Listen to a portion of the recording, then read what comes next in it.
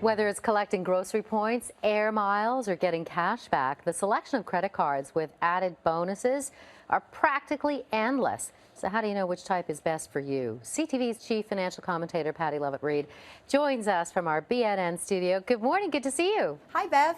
So, there's a myriad of things, and different banks will be pushing different products. But, at the beginning, what are you meant to kind of get in order in terms of what you need or what you're looking for? Well, I have to be honest with you, Bev. This was not a story I wanted to do because there are so many choices. And so I often thought myself, okay, what am I doing? I'm looking at the bonuses, the rewards, and I'm looking at the cost of the card. And then RateHub came up with this great solution for me that more or less allows you to say, who am I? What are my patterns? What am I looking for? What kind of card is right for me? Then do I start to choose the card from there? And it's a great tool. It really is a great resource. Now, I don't have any affiliation with them. I just like things that can really help us and, answer the questions that we have on a personal basis. So it helps, I guess. I mean, you categorize things so people can kind of slot in.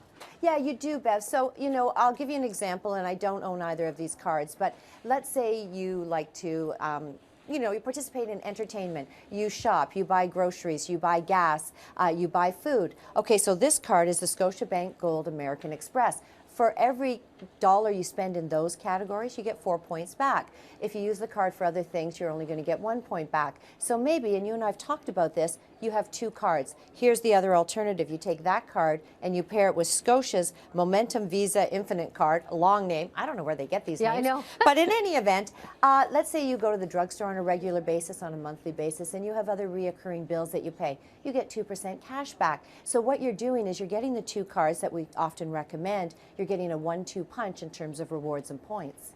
Well, tell me about, obviously travel is a really big deal when it comes to credit cards, and the banks want to, so that you can collect these points, or Aeroplan or whatever it is. Yeah, you're right. There's Aeroplan, there are Air Miles. We have both of them in our household. But every time we go to redeem them, I have to take into account there may be fees and there may be taxes. And so you might get a higher value for your card if you go with a credit card provider that says, I don't care what you're going to do as long as it's associated with travel. And as I said, then you're getting sort of a bigger bang for your buck. But then again, it matters. I guess it comes down to your own personal choice. We still have those cards because they're okay for us and they work for us. What about insurance? That's a big one. Yeah, it's an often overlooked one as well because you often could have emergency insurance if you need it. You get sick and you're on a trip. What if you have an interruption or a cancellation?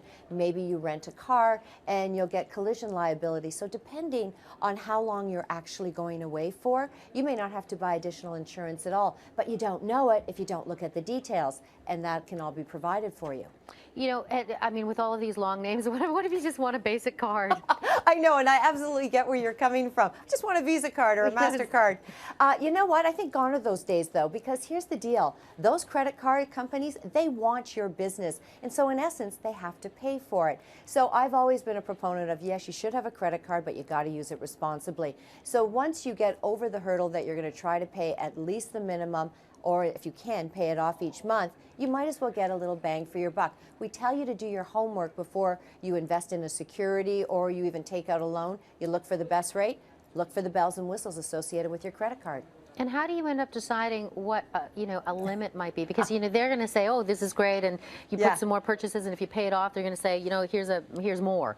Yeah, exactly, and they do that all the time. So my own personal rule that I consider: let's say they give me a $10,000 limit, I cut it in half and I try at $5,000. If I can't live with that $5,000, I'll incrementally hit it higher. But really, the more credit you have available to you, it compromises your credit rating. Even if you don't use it, the credit rating says, but you have the ability to. So we have to assume that at some point, maybe you're going to use that full limit. So cut it back, ratchet it to the bare minimums. Good advice, Patty. Thank you. Thanks, Beth.